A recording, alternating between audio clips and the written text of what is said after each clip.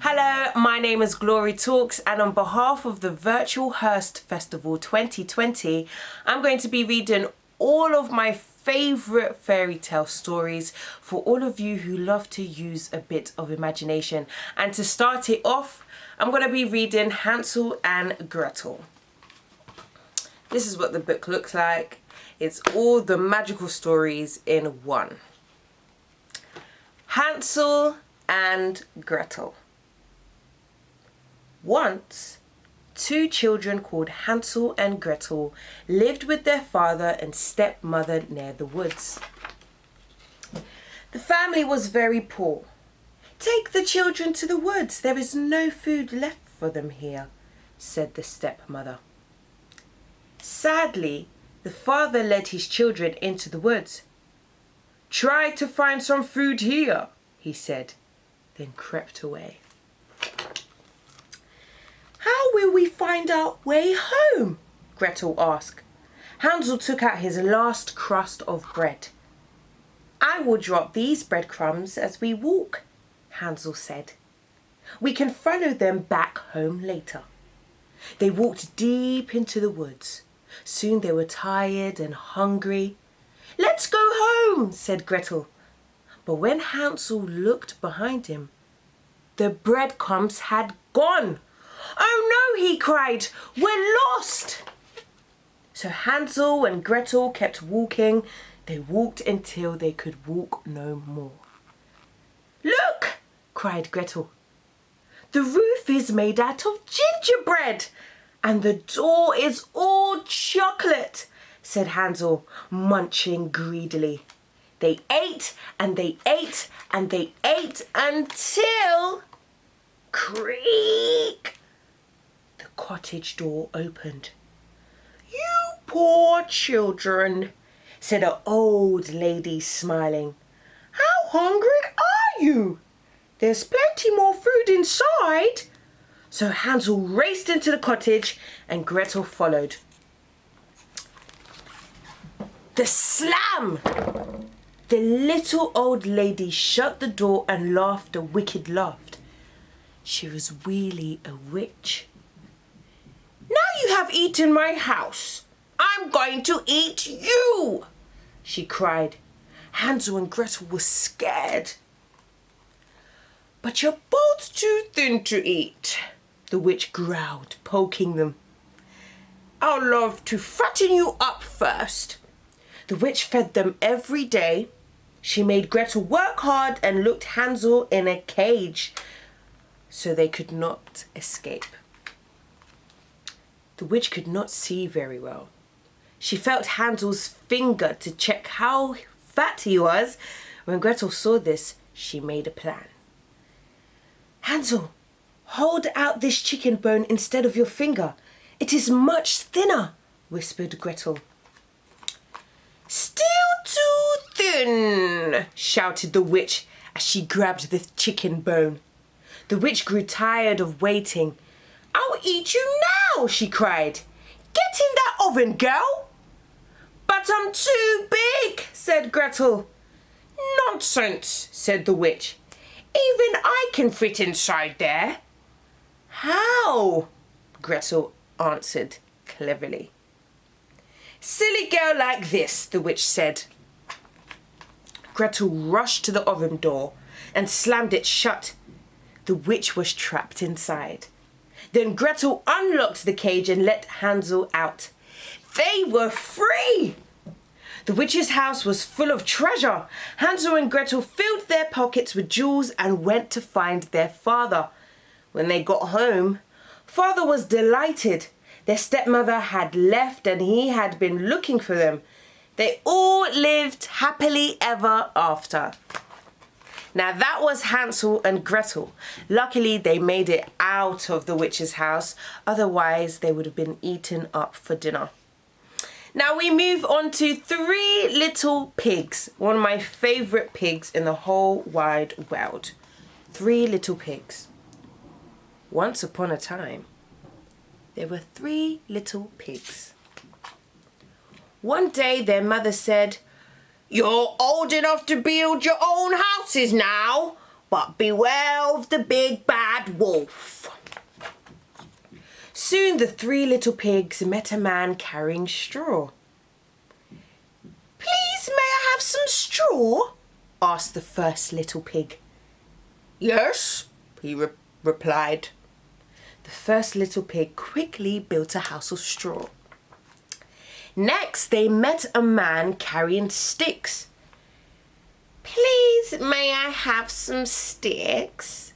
Asked the second little pig. Of course, replied the man. The second little pig quickly built a house of sticks. Then the third little pig met a man carrying bricks. Please, may I have some bricks? He asked. Certainly, replied the man. The third little pig worked all week long on his house of bricks. The big bad wolf soon knocked at the first little pig's door. Little pig, let me in, he called. The first little pig remembered what his mother had told him. Not by my hairs or my chinny chin chin, he replied. Then I'll huff and I'll puff and I'll blow your house in, roared the wolf. He huffed and he puffed and he blew the straw house down. The first little pig fled to his brother's house. The big bad wolf knocked at the second little pig's door. Little pig, let me in, he called. Not by the hairs on my chinny chin chin, replied the second pig, shaking. Then I'll huff and I'll puff and I'll blow your house in, roared the wolf. He huffed and he puffed and he blew the stick house down. The two little pigs fled to their brother's house. The big bad wolf walked and knocked at the third little pig's door. Little pig, let me in, he called again. Not by the hairs on my chinny chin chin, came the reply. Then I'll huff and I'll puff and I'll blow your house in, roared the wolf again. Just you try it, called the third little cheeky pig. The wolf huffed and he puffed and he huffed and he puffed, but he could not blow the brick house down. The wolf was very angry. He decided to climb into the roof and down to the chimney to get his dinner. Up he climbed, in he squeezed, and down he dropped. Straight into the third little pig's cooking pot. The wolf was never seen again. The three little pigs celebrated with a big party. The end. And I'm sure the lesson you've learnt from the three little pigs is that if you're going to build a house, you should involve brick as much as you can. We were in the woods for the three little pigs story, and we remain in the woods for the next fairy tale I shall read to you. This one is called Little Red Riding Hood.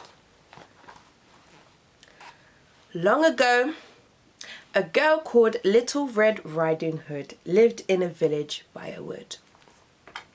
One day her mother said, Little Red Riding Hood, your granny is poorly. Please take her this basket to cheer her up. But remember, don't talk to any strangers. Little Red Riding Hood set off straight away. She had not gone far when she felt a tap on her shoulder. It was the big bad wolf. The big bad wolf is again in this story. What a tasty snack she'll make, he thought. Are you lost, little girl? Asked the wolf, smiling. No, said Little Red Riding Hood. "I'm going to visit my granny. She lives by the stream." "Really?" grinned the wolf, licking his lips. Little Red Riding Hood picked up the basket and hurried on her way. The wolf also rushed to Granny's house. "Granny lunch with little girl pudding delicious," he thought. The wolf knocked on Granny's door. "Come in, dear," called Granny. The wolf let himself in and swallowed Granny whole. Then the wolf quickly put on a nightgown and frilly cap and got into Granny's bed. Soon, Little Red Riding Hood arrived. "Granny, it's Little Red Riding Hood." "Come in, dear," called the wolf in his squeakiest voice. When the Little Red Riding Hood went inside, she could hardly recognize Granny. "Oh, Granny, you sound terrible," said Little Red Riding Hood. "Oh, I have a cold, dear," said the wolf. "Granny, what big ears you have," said Little Red Riding Hood. "All better to hear you with," replied the wolf. "Granny, what big eyes you have," said Little Red Riding Hood. "All better to see you with," replied the wolf. "Granny, what big teeth you have," said Little Red Riding Hood. "All better to eat you with," roared the wolf and leaped out of the bed. Little Red Riding Hood ran as fast as she could out of Granny's house. "Help! Help!" she screamed. The wolf tried to run after her, but he tripped over the nightgown. Luckily, a woodcutter was nearby. He grabbed the wolf and made him cough up Granny. Then the woodcutter chased the wolf away deep into the woods. Little Red Riding Hood and Granny sat down to share the tasty cake from Mother's basket. "I promise to never talk to strangers again," said Little Red Riding Hood. The end. The final fairy tale I'm going to read for you is titled Goldilocks and the Three Bears. Once upon a time, a little girl called Goldilocks went for a walk in the woods. Three bears were also out in the woods. Their porridge was too hot, so they decided to go for a walk while it cooled down. Goldilocks found the bears' house in a part of the woods that she had never seen before. By now, she was very hungry and she could smell something delicious coming from inside the house. Goldilocks walked in and saw the 3 bowls of porridge. First, she tried the porridge in the biggest bowl. "Ouch! Too hot!" she cried. Next, Goldilocks tried the porridge in the medium-sized bowl. "Yuck! Too cold!" she said. Then she tried the porridge in the smallest bowl. Just right," she said, eating it all up. After breakfast, Goldilocks wanted a rest. She sat in the biggest chair. "Ouch! Too hard!" she cried. Next, she sat in the medium-sized chair. "Yuck! Too soft!" she cried. Then she tried the smallest chair. "Just right," she said. But as she was getting comfortable, crash! The chair broke into little pieces. Goldilocks went upstairs and found 3 beds. She lay down on the biggest bed. "Ouch! Too hard!" she said. Next, Goldilocks tried the medium-sized bed.